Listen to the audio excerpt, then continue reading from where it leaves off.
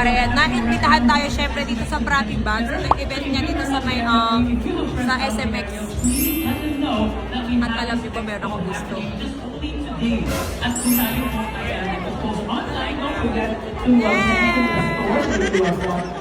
Ito yung mga Lady D-Joy.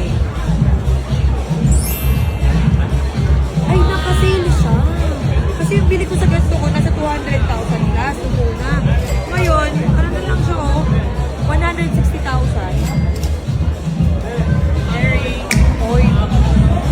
May nagsasabi sa akin, di siya di kanina. Pili ka ng gusto mong bag kahit ano. Ewan ko po. Gusto ko po watch. Ewan ko ba, bakit ako na-imbitahan sa ganitong event? Eh, dati naman na-imbitahan na ako sa Tiangge.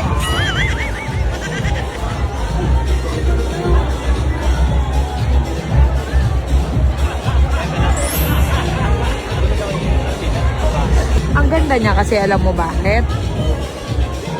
Oh, meron siya mga shining shimmering yung gold niya. Oh, ang ganda. Ang ganda nito pang event. Tignan niyo yung presyo. Kapresyo ng... Hindi, kasi yung mga ganito, mahal to actually kung pupunta kayo sa store. Tignan mo, meron pa siyang ano, may plastic pa. So, ibig sabihin, bago-bago pa siya. Tsaka walang ano, mga rub.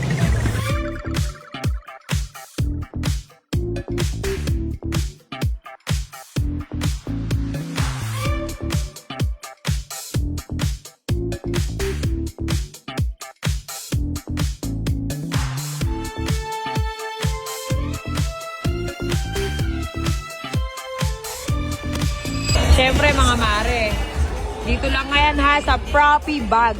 Nagla-live selling sila every day. Ang dami.